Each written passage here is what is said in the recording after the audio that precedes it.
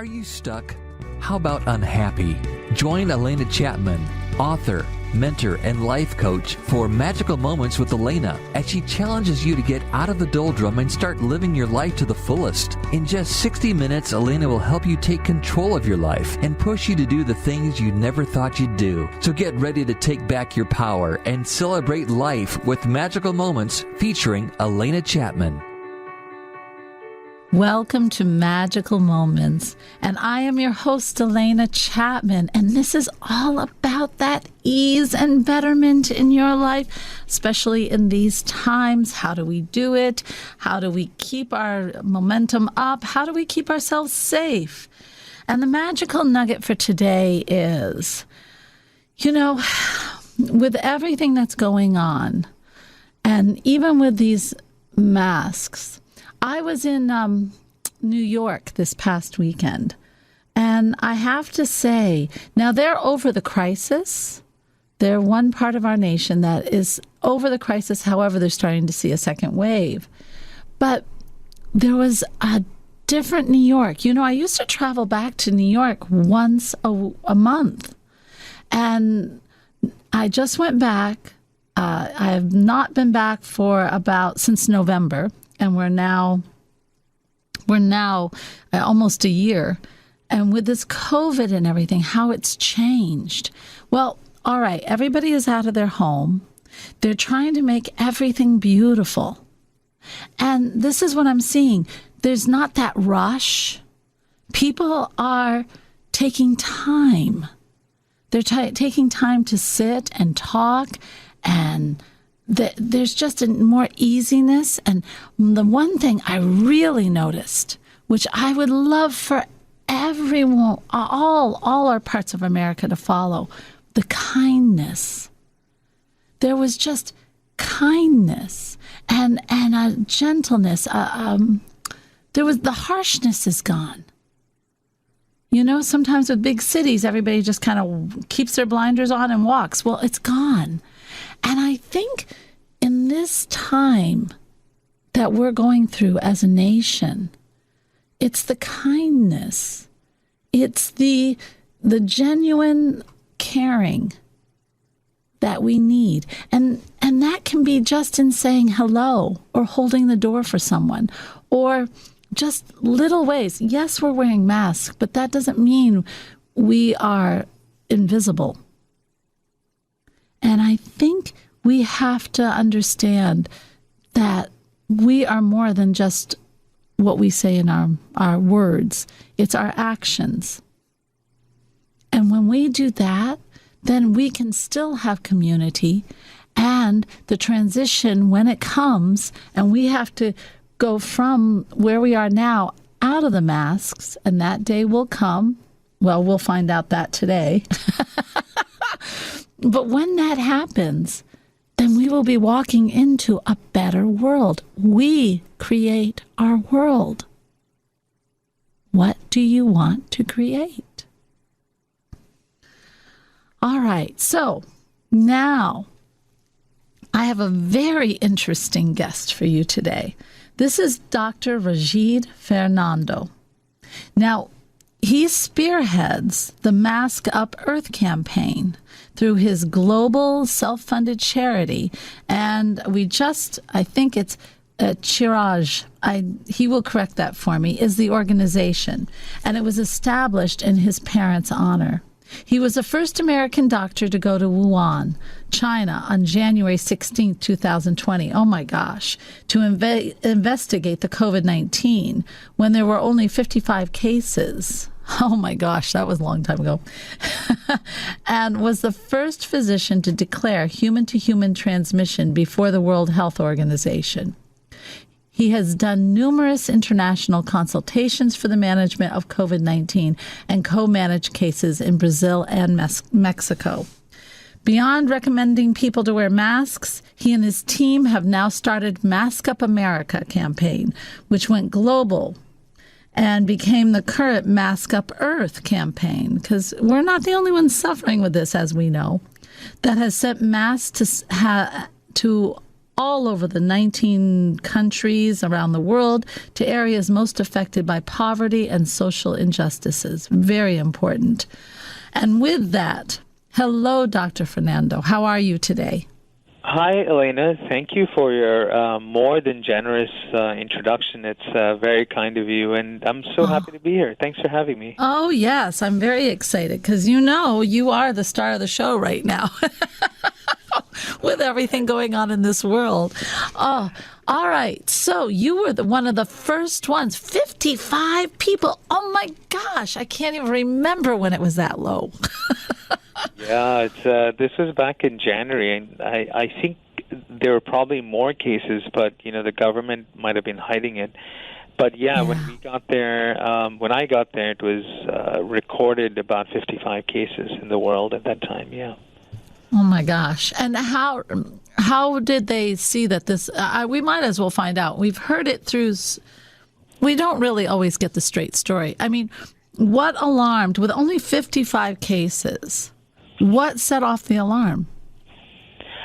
For me, I investigate these outbreaks all over the world, and I've done that over the past few years. When there is an Ebola outbreak, I flew to Sierra Leone to investigate. Once again, there was one 2 years ago. I'd gone to the Democratic Republic of Congo border.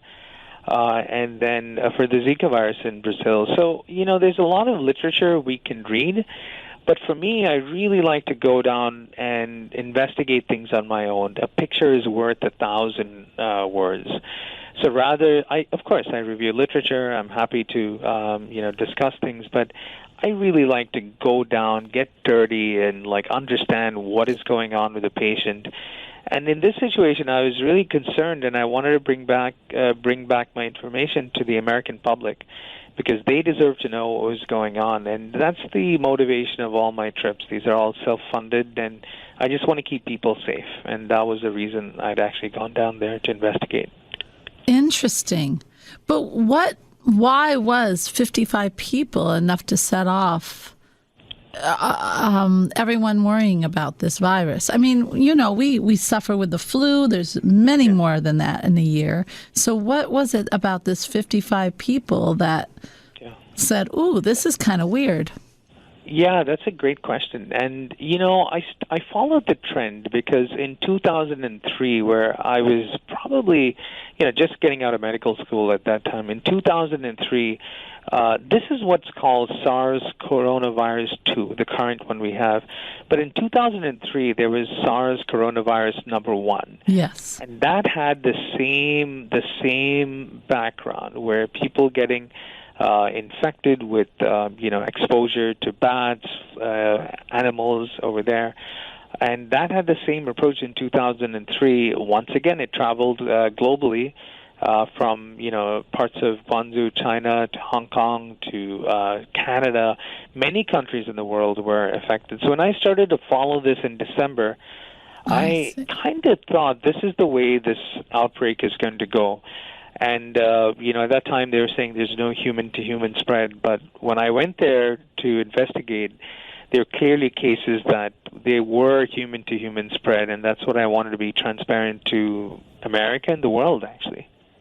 Oh, interesting. So it went from animals and then to human, and really fast. I mean, it was very fast. Very, very fast. Yeah. The thing, Alena, is unfortunately, China was hiding a lot of the cases, and that was a problem, which is I couldn't have predicted this was going to be a pandemic at that time, because just based on the way they were hiding their numbers. But when I left the country, I realized how, there was a very anemic response in regards to, letting people go out of the country. And I was really shocked, actually, the way no one checked me, no temperature checks, nothing at all, no screening questions at the airport. But when I got into Hong Kong, completely different story. As soon as I got off the aircraft, there were people checking my temperatures, they were wearing hazmat suits, all kinds of things. A very different story. But I felt at this point, it just didn't seem right that, China was just allowing people to to go out, and that's when I was concerned. Forgive me, I just don't. This interview, I really don't want to make it political, but these are my thoughts when I went there in January. Right, and it's very interesting. And I get it. You know, you have something in your country. You don't want the whole world to be set on fire with it. You think you can contain it. But on the other hand, you know, we all need to know. The world is a small place now. It really is. It really is, you know. Yeah. I'm actually flying this weekend to do some work, give out our masks in Turkey and Dubai, and it's just a 3-day trip, actually. So in and out of Turkey in a day and a half, UAE, United Arab Emirates, in another day and a half. I know. So just really quick. It's just such a small place. It's such a small place. I know. I have friends all over the world, you know, and it's very interesting. You know, I can't even think. Oh, I know. A friend of mine's having a baby in Corsica, for heaven's sakes.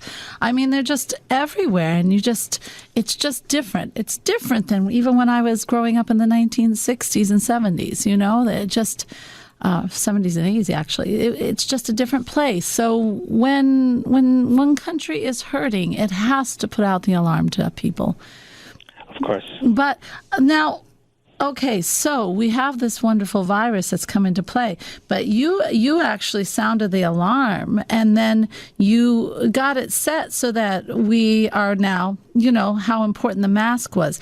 How did it go to, you know, just washing your hands to a full-blown mask?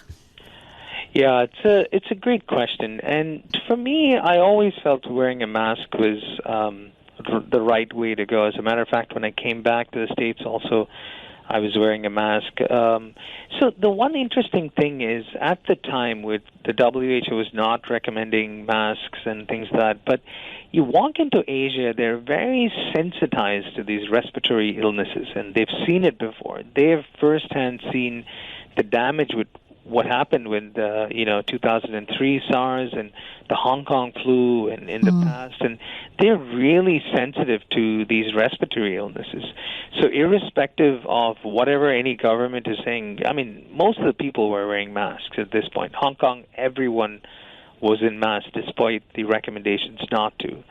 So the U.S. and the many parts of Europe, they just haven't seen this before, and that's why, you know, it was very, we were late to the game to actually finally say we should do it.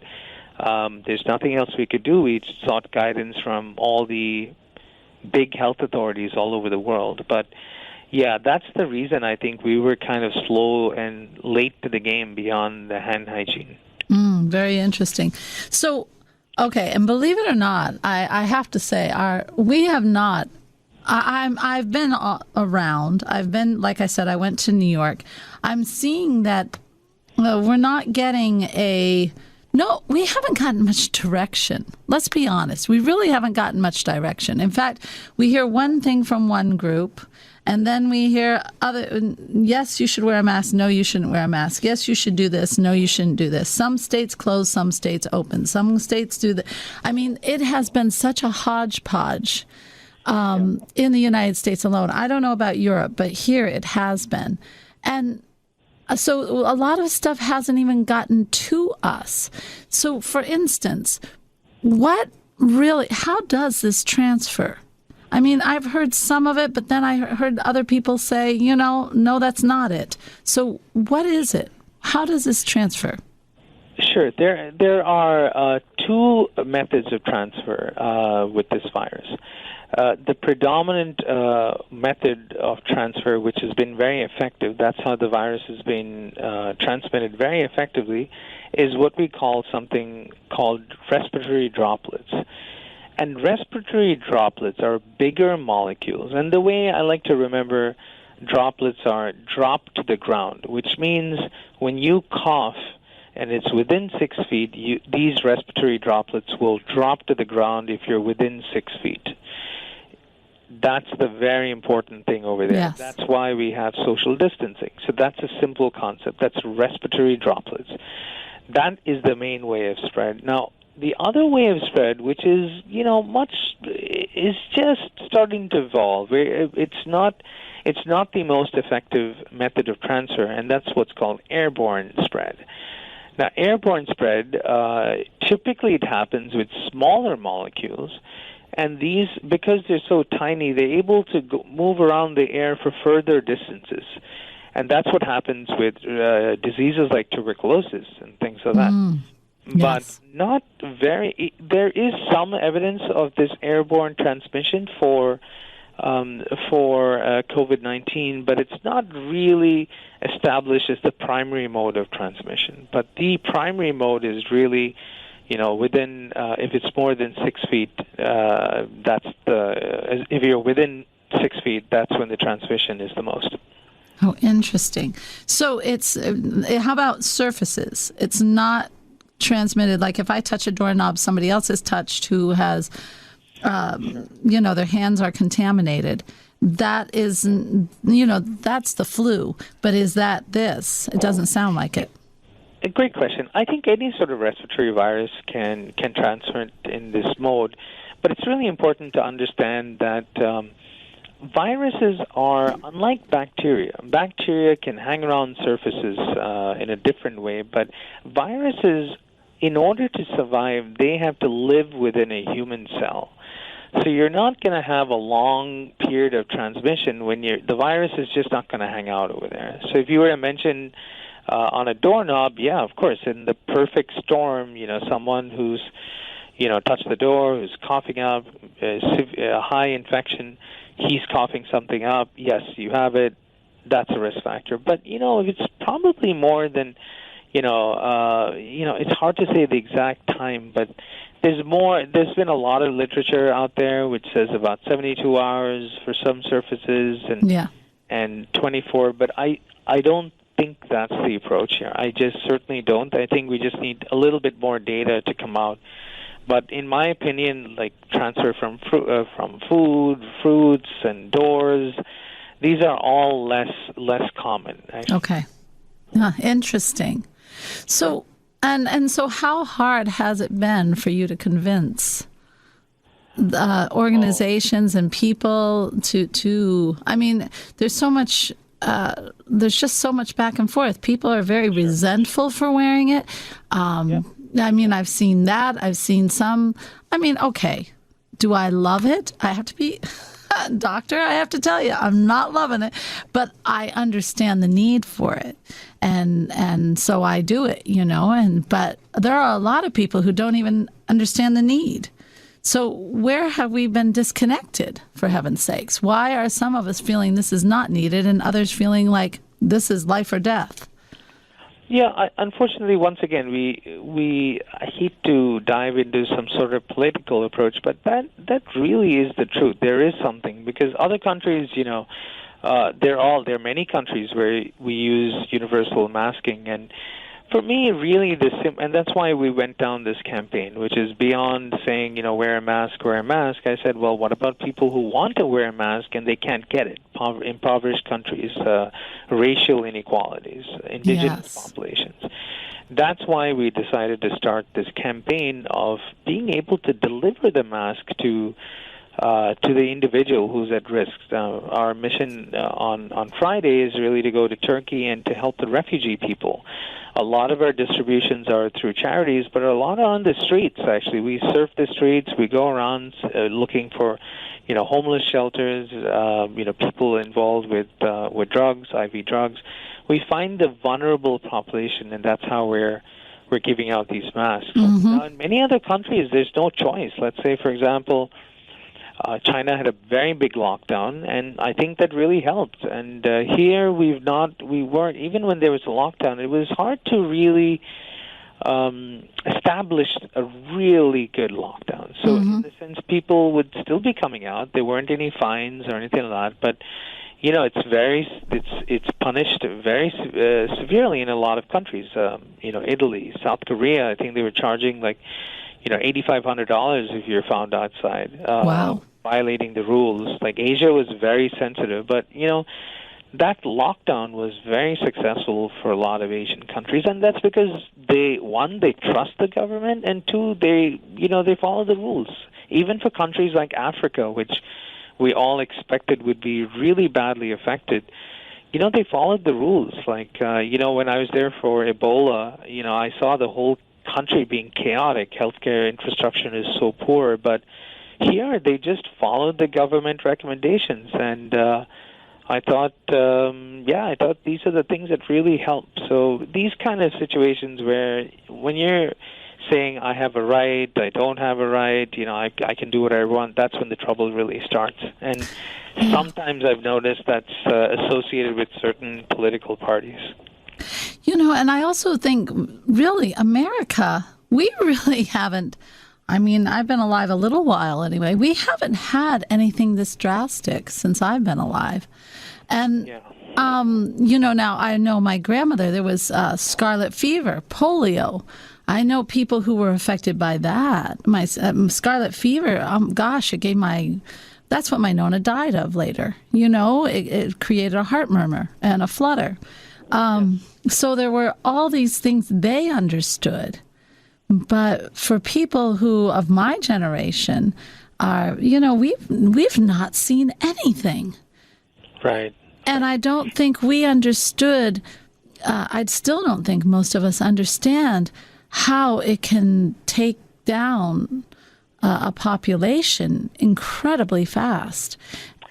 It's true, and these are the things that that worry infectious disease doctors when you go to bed at night. And for example, I follow the epidemics, pandemics all over the world, really epidemics, and it's up to us to really determine to say, well, is this epidemic going to curb down and just stay local, or what is the potential that this can actually get worse? So that's what we do as infectious disease doctors. We surf the whole planet and see, what's going on in different parts of the world, and that's the reason that I actually went down to China to investigate. But you do get epidemics, pandemics, but this is the one that probably knocks out like once in a century, like we saw actually exactly a century ago when we had the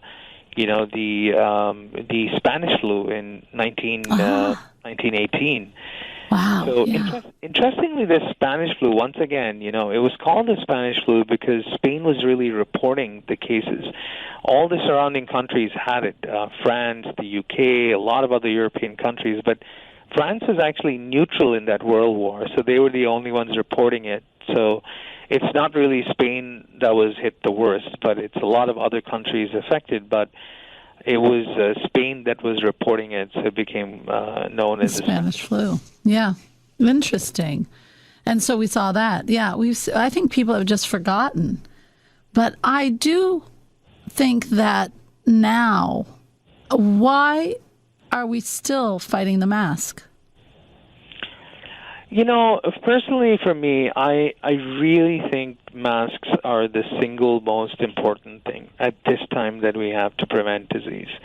Now, I've gone all over to highly, countries where there are very high infection rates.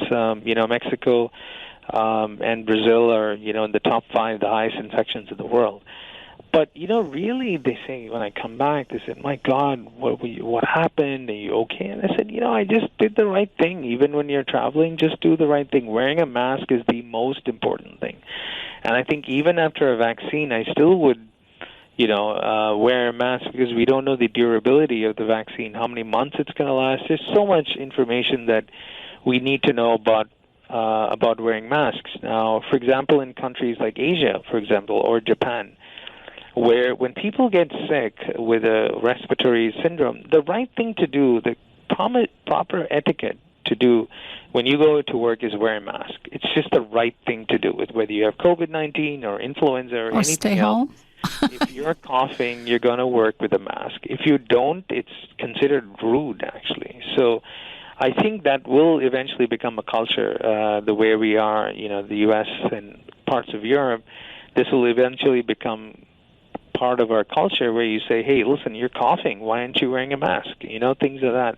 I think that's what's going to happen to the United States and Europe as well. Something does. It was getting to the point, because I have 3 kids, and they're getting older now. But and even when I was in college, and I haven't been in college. I was in college a long time, lots of degrees. So anyway, I saw a lot, and we were always pushed. When you're sick, you still go, you still do, you keep going, and then you go to the workplace. Okay, you're sick, you still go, and I never understood that philosophy because number one, I didn't appreciate somebody in my place that was sick. Go home. I mean, I really thought that. I didn't like when other parents sent their kids to school when they were sick. They'd be vomiting or they're throwing up. You need to go home. It's not a hard concept, but yet we're made to feel bad that we're going home when we're sick, especially in college. I felt that. It's interesting. We've gotten out of, and I don't understand what started that. We can conquer it all, but who are you infecting while you do it? We grew up with a wrong philosophy about when we're sick. No, totally agree. I think this will become part of the culture, eventually. And, even think about, with kids, I mean, there's a lot that goes into it. If you're going to keep you wake up in the morning, your child is sick, you're coughing. I mean, what are you going to do? You have a business meeting at 9 o'clock, and what are you going to do? Cancel the meeting? You're the star of the meeting. What? There's so many other Zoom it complexities that come into play. Yeah. With this pandemic has really woken up a lot of people, and we realize how important life is. That's the important thing. So, that's right. There's going to be a lot of change in practice after this, I feel. Okay, well, we're going to take a break. And everyone, we're going to be talking about other ways that we can also fight this virus, feel comfortable, keep our loved ones safe, ourselves safe. We will be right back. You're listening to Magical Moments. This is Magical Moments with Alena Chapman, helping you find your ease and betterment. Stay tuned for more of this week's featured interview. Welcome back to Magical Moments. I'm your host, Alena Chapman, and yes, we're doing all that ease and betterment and getting ourselves in that knowledge so we can have that ease and betterment. And today I have Dr. Rajeev Fernando. And in the first half, we talked about Corona. Why? Well, because he was one of the first responding doctors in China when this first hit. And he also has been one of the major doctors to make a lot of decisions about masks and things like that. So he is in the know. And I'm so glad we have him on the show. And welcome back, Dr. Fernando. Thank you again for having me. This poses a unique opportunity for me to talk to all the people out there and tell them what to do to stay safe this winter. Yeah, it's a very big, important. And we've talked a lot about the logistics. I do have one question for you, though, that carries over from the first half. And that had to do with, we're in a state, Indiana. This is from Indiana. And in this state, we're considered a high risk. And what we've done now, it took us a long time to get into the mask thing. But it seemed like when we didn't have the masks, our hospital numbers were down. The rooms being filled were down. And yet when we went to the masks, we all of a sudden now have our full capacity of the rooms in the hospital are filled. What happened? So that's a great question. And this really is a phenomenon that we're calling a mask fatigue or COVID fatigue itself. One of the things I see is, opening up these colleges and universities, kids, people just don't want to do it anymore. So from a mental status thing, I completely understand. People have been asked to wear masks since April. We're, moving down 5-6 months right now, and people just don't want to do it. Unfortunately, with that comes the consequences of as your as you're lacking or slacking on things where you decrease social distancing, hand hygiene, and masks, like I've always maintained, masks are the number one thing where a protective layer to prevent COVID-19. Now, I've gone all over the world, and really people ask me, like, Dr. Fernando, how are you so safe? You've gone to Mexico, Brazil, Yeah. all over. And I'm actually going to Ethiopia this weekend to be giving masks over there as well. Yeah, we're started a big campaign. We're working on Ethiopia. We're trying to get through to Yemen as well. There's a lot of red tapeism, but we're trying our best to get there. We finally broke into Africa this week. We're going to be distributing masks with the WHO. So we made some progress. Yeah, we're very excited about this project, but that's really what's happening. It's just a fatigue of events, and when this fatigue sets in, it's easier for college kids to say, well, do I really need this or not? And so then they start taking off their masks and, having these parties, and that's where everything is going. So the way to really understand is a simple explanation. If you see an increase in cases in a certain area, the first thing that obviously comes to mind is decrease in protective methods to prevent COVID-19. Yeah. That's straight up. The first thing you think of is always like, why are these cases going up? And the answer is people are laxing on the social distance measures. Well, I do think you're correct in this, because I've watched my children's school, and I actually had one of my children home. He was the only one in school. Now, he does go to a private school, but I wanted to see how they would handle it this fall. And I have to say, they only had 2 cases in the high school. And right. Then but the lower school, the little kids, like they have 2-year-olds all the way up to, And the thing was, I've heard none. They've had no cases. Wonderful. And those little kids are so good about wearing their mask all day, and they even have an extra one in case they forget it at home. And they're really, the teachers are being really great with them and not putting fear, but this is just something we can do and to protect, and it's needed to protect ourselves and others. And they have that's amazing. I think we've done better with this than any other virus I've seen. That's phenomenal stuff. And schools like this should be an example. The other thing I talk about schools is you can't force the school to open up. Always talk to the school principal, the administration, and say, are you ready to open up? Can you handle this? And a lot of times schools say, I can't handle this, but we're being put under a lot of pressure. Those schools should not open. The minute the school says, we can't handle it, we're not ready, don't force them, because that's when you have all these breaks. And remember, kids are asymptomatic. A lot of them are asymptomatic, and they just they're not ill all the time because there's something called an ACE receptor. An ACE receptor, adults have a lot of these ACE receptors, and the what that means is the virus binds to ACE receptors, and that's how it causes disease. Now, in kids, the kids lack those ACE receptors, or they're much fewer in quantities. So when COVID-19 enters the respiratory tract, there's really nothing to bind to. So that's why kids are actually less infected. So so it's very important to really talk to the schools and say, are you ready or not? Because if you're not, we're just setting ourselves up for, a disaster. And I feel really bad for these kids, kids shouldn't be at home. They want to get out, they want to go to school. And, they're being bounced around by saying, well, come back to school, we got to close again. This really causes a lot of emotional turmoil for the child as well. It really does. It really does. And I just keep holding the carrot that my kid is in high school. So I keep holding the carrot that, yes, you're going back after Christmas. And granted, he's big on the computer with all his friends. He sees all his friends that way, and that is a godsend for once.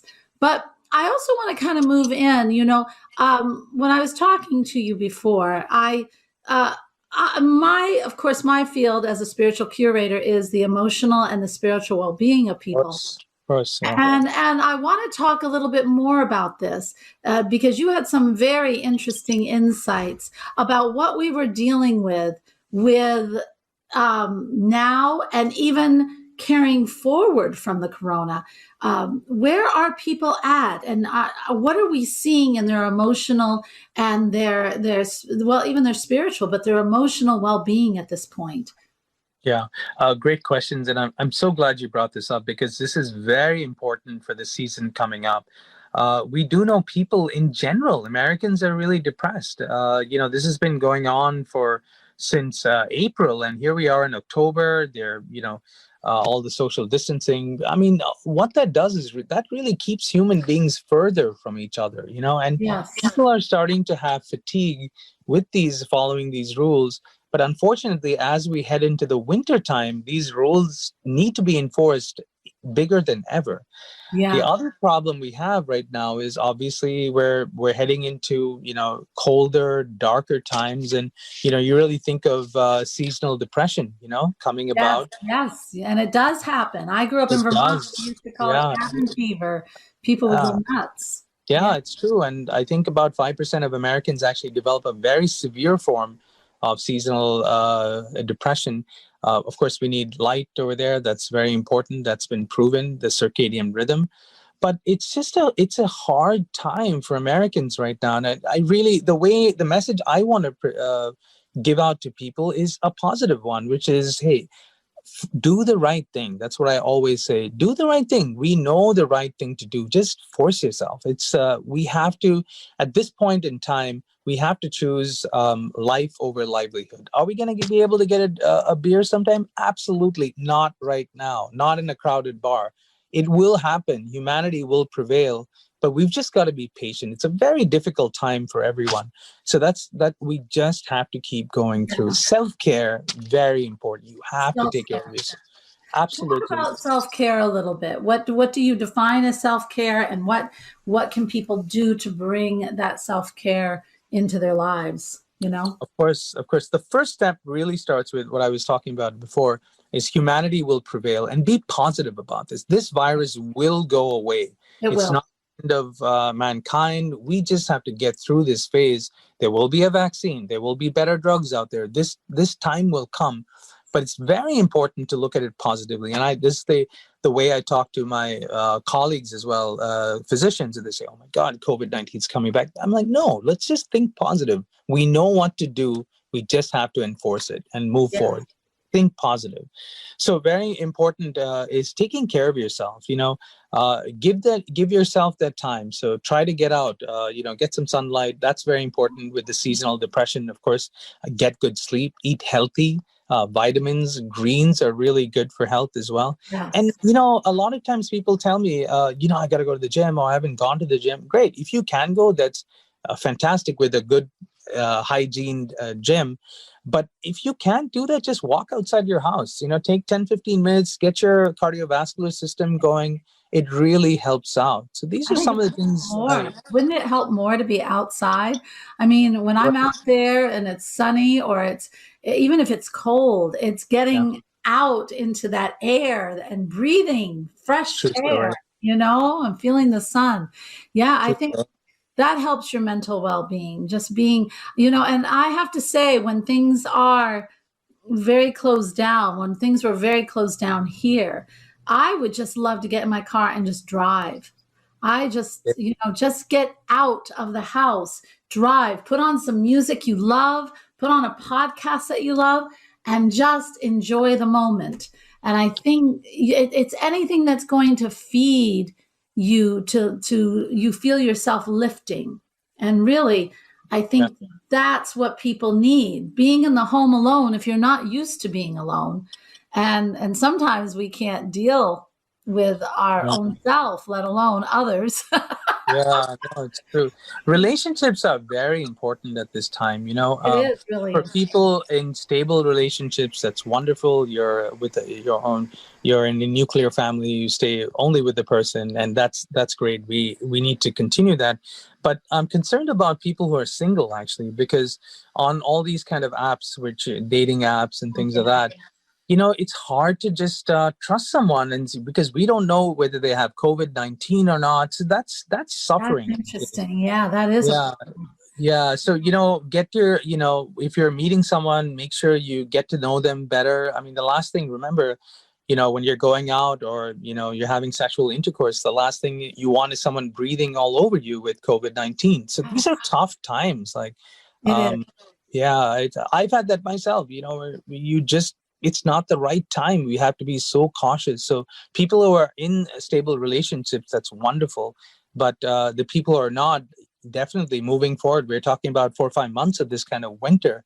Go out, encourage yourself, but be really cautious before you commit to something. It's very important. Yes, and I'm thinking, because I'm single, and when I met someone during the COVID, we took a very long time, but it was still fun. That doesn't mean you don't have fun. You wear the masks.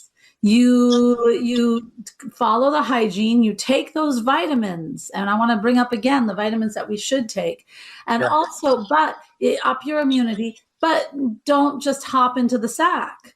You really got to get to know that person. You get to know their habits. You get to know how they're living, because that's important. It's so important right now. We never had to do that before.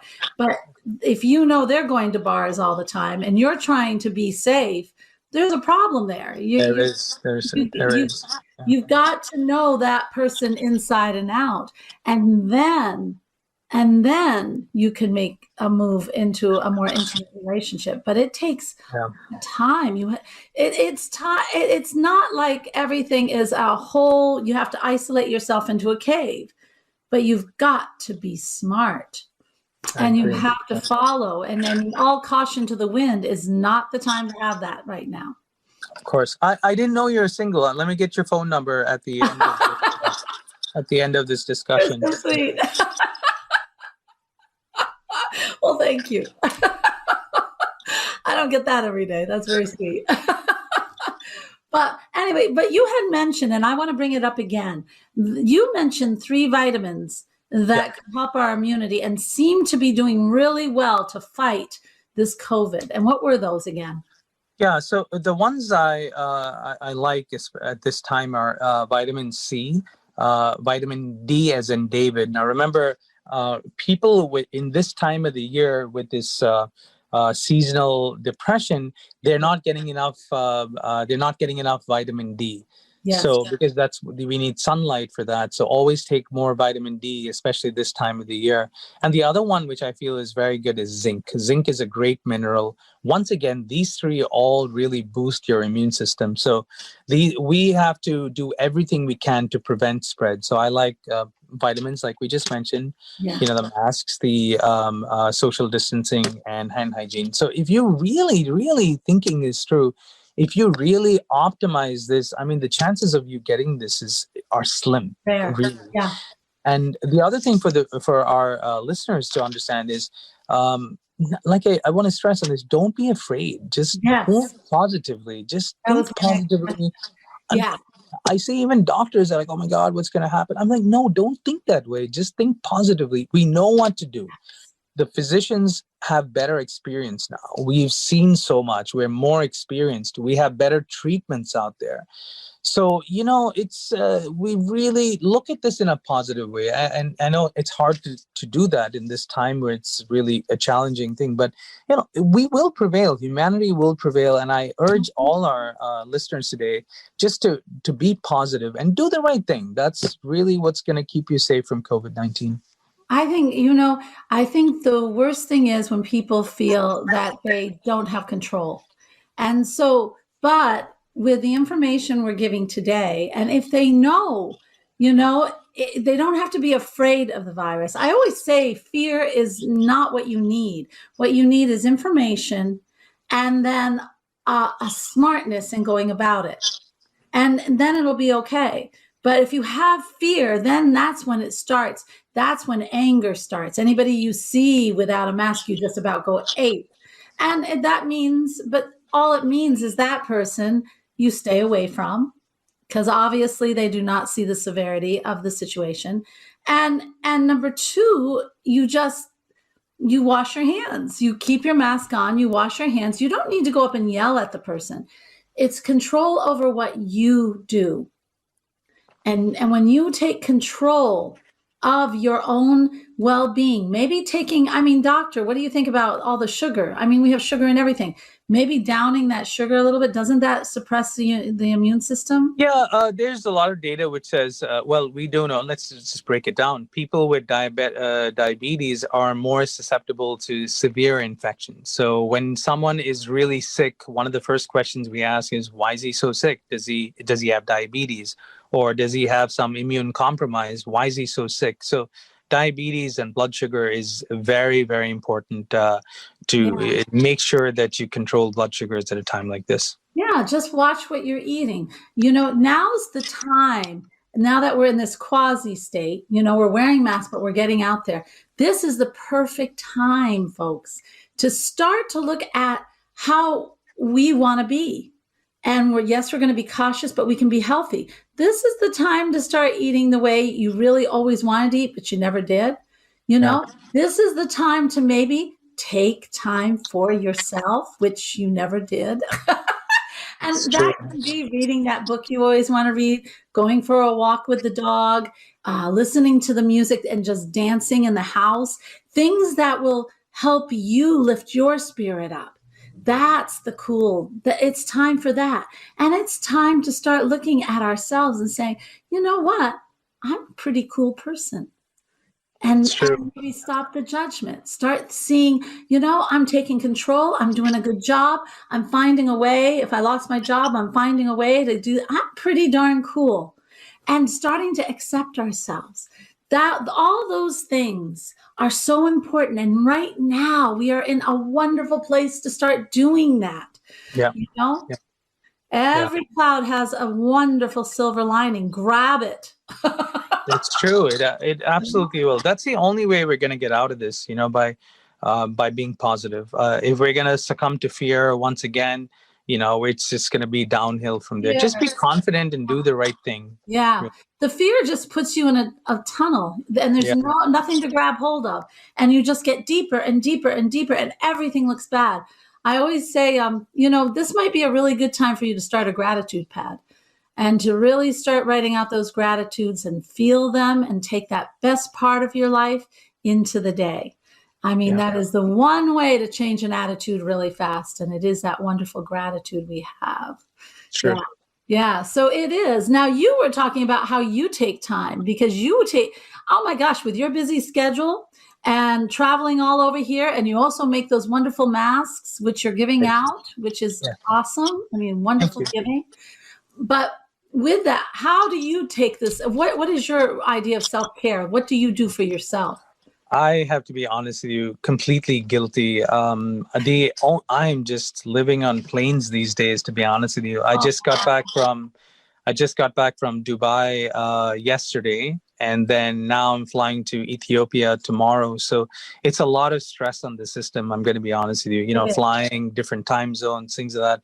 But at this point, it's the right thing to do for humanity. And like when I say the right thing to do for humanity, I advise people to have lofty goals, like positive goals to keep you going. And then, that's what keeps me going, to say, you know what, I was in UAE, the Emirates, I gave out masks there. I'm going to be in Ethiopia 2 days giving out masks over there. And it's just a positive reinforcement to know that you're doing something positive for humanity.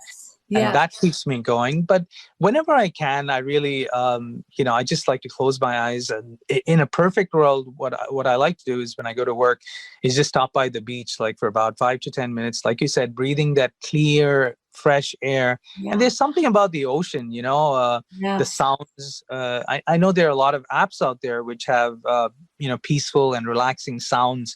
It doesn't even have to be music. But if you just put that as your background, that really helps me a lot. It's just this soothing feeling with very minimal efforts. But even if I do that for 15, 20 minutes in between, I just feel like much more relaxed. Yeah.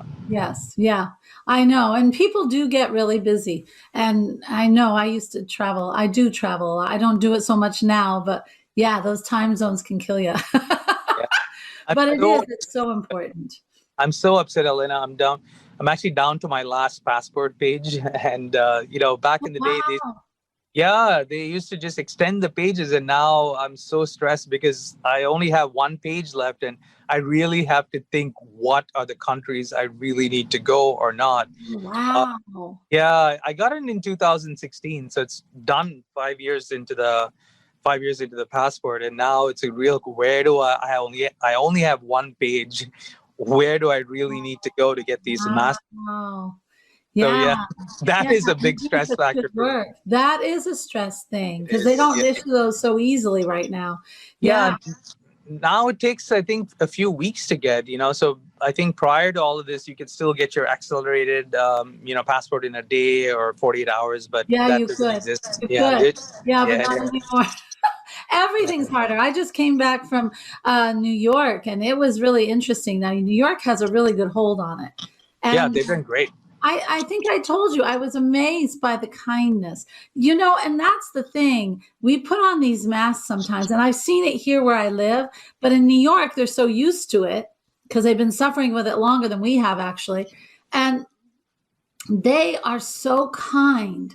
There is this, it's like all of a sudden, it's like people have just woken up to humanity. You see people just, there's an easiness on the streets. There's not that rush that there used to be. And people are saying hello and they're kind. Here, I still see some people, they walk in and it's like they have this mask on. They can't talk to you. They can't reach out to you. I think that's going to hurt us in the end.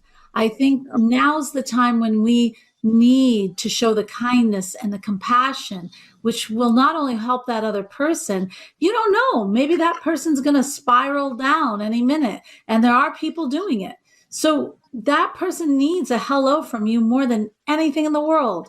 True. It's true. Simple. It's simple little things. You don't have to hug. You can do the elbow thing. I think everybody's doing the elbow thing now. But that nice hello. And for heaven's sakes, it helps you too. We can build community. We can build a better community even now if we really put our minds to it, I think. I agree. Yeah. So we need to reach out and not feel like we are in this total isolation. I think it's funny. We kind of have isolated ourselves. If we know we're all in the same boat and we understand that, I think that would open us up. And if we open up, then that will help our mental health. That's my theory. Right there. Agree. Yeah. So for you, and now with everything else, I really want them to know about your masks, where to go for the masks, where to, you've got a website or a landing page that they can look at these masks because you are a little designer too. Yeah. Prior we were supposed to launch, it's called by Rajeev Fernando. That's the brand. And we were supposed to launch sometime in March, but then obviously all my attention shifted to COVID-19. Yeah. But now the interesting thing about this, so our website is called Mask Up Earth, and that's where you can find out all the information. But the interesting thing over here is the only way to get these masks are through donations, really. So people have been calling me all the time. How much do I pay? Where is it at? I said, well, it's just being donated. We're not selling it to the public. So Right. if you, our listeners out there, if you have a community that you feel is in need, please reach out to me. Go to the webpage and reach out and say, hey, I know this community, they're really suffering or we're suffering. I'm happy to send out free masks. We pay for the shipping. We just send the masks to keep people safe. So that's the different thing. It's a self-run, it's a self-funded charity. So it's really I've been sponsoring the charity this year. Yeah. So it's Which is wonderful. I mean, what a giving. I mean, that is the utmost giving to tune, because you're paying for the production, the creation, everything. Yeah. This That's is just a rare year in the history of mankind. And I at the end of this, I want to be able to look back and say I did everything I could. I will never be able to say I did everything I could. I'm positive, but I should be in a position to say, you know what, I tried and I did some stuff that could help people. So want any sort of profit or anything, we just like I said to all our listeners out there, if you feel there's a community or If you feel there's a community that needs help, please reach out to us on our webpage, maskupearth.org. It tells us about the campaign. It's all about love, Yes. Alena and I have been discussing positivity, and I really think love is what keeps the planet together. So that's our campaign, and it's love. All our masks are made with a lot of love. Yeah, yes, they are. And they're going out spreading love. And I think right now that's what we do need. You know, that kindness leads to love. Well, I'm doing what I can. I've got that meditation on Friday, spreading the love around the world. And people are joining that. I think that gives them power and knowing and opening their heart. And when we open our heart, we can move mountains. And that's what we forget when we have fear. If we really open our hearts, then we see what's really real, and then we can act. And I think it's a very good time for us to start opening our hearts. We might not be able to show our smile, but we can open our hearts. And I think that's very important. So, okay, so they can look for you there. Is there anywhere else that you are that people can look and learn more about you? So really, if you want to know any COVID-19 information on my thoughts, I mean, people just Google me, and there are all kinds of write-ups and interviews that I do about that. But yeah, stay tuned. There's a lot coming up. My company, the fashion company, is coming up. I do have 2 documentary films also, which I've worked. Great. Yeah. One is a movie about Zika virus mothers and babies. It was a 5-year project, how I followed the baby every year to see how they do developmentally, like how they develop, because it's a new virus and no one knows the exact future. So that was a 5-year film. And then I did a film, it's called Smugglers and Refugees. And Smugglers and Refugees is really a movie where I started going out and treating refugees for, various, as a physician. But at this point, I asked, so for you and me, when we say the word smuggler, we think of, a dirt bag or something. I pardon my French if it's offensive. But I spoke to hundreds of these refugees, and they told me for them, smugglers are like gods. And I said, what does that mean? And what their way of doing it is, they say, for example, Syria, where they're in Syria, the government is trying to kill them. Then when they find a way to get into Europe, the people in Europe, they're trying to kill them as well. They don't want them to come into their countries. So the smuggler poses a unique role of bringing the refugee from one country to another country. And now they say, they've given us a new shot at life. So I found that really fascinating. And all of a sudden, the film about medical care and refugees just changed to Smugglers and Refugees. So during the film, we found ways to interview smugglers under, dangerous conditions. Of course, we have to establish contact, determine trust, and after months of trusting people, we go undercover and we interview these smugglers, and we want to hear their stories. So yeah, it was a very interesting film. My poor camera. I will watch that. I find that really fascinating. Yeah, I feel bad for my cameraman, because I told him it's going to be a medical documentary film, and then it changed to this overnight.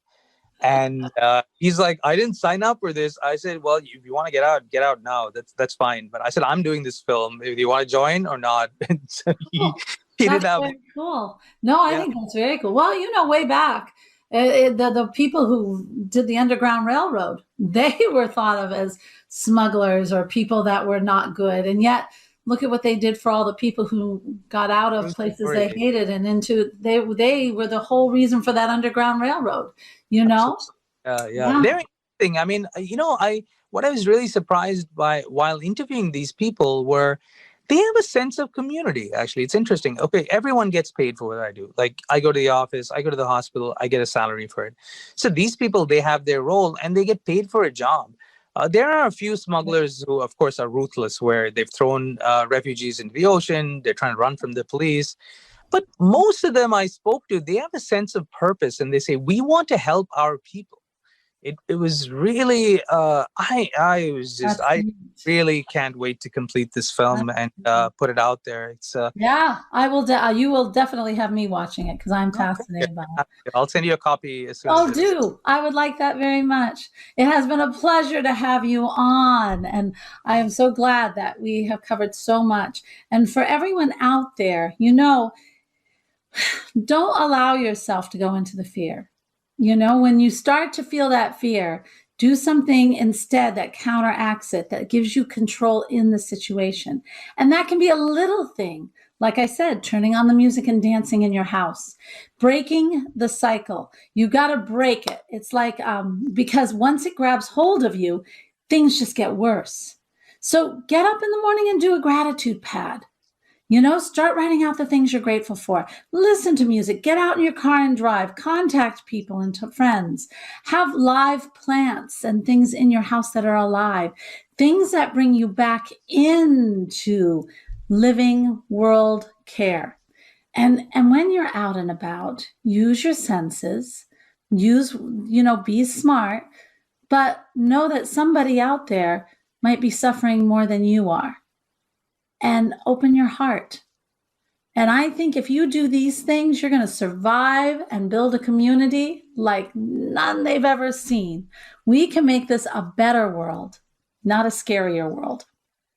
And for everyone out there, you want that inner calm, you want to regain it, then I've got the perfect program for you. And it's 7 days of all these different things that you can try to get yourself into that meditation, get that centering no matter what, even if you're going in for that promotion or that whatever, or you're really tired because you're traveling all over the world. How do you get that centering when everything's going on? So that's at soulmanifesto.com. But most of all, take care of yourself, open your heart, and build the new world you want. This has been Magical Moments with Alena, featuring Alena Chapman. If you missed an episode, download it now on iTunes, Spotify, TuneIn, CastBox, Deezer, Stitcher, Google Podcasts, or your favorite podcast platform. Learn more online at soulmanifesto.com.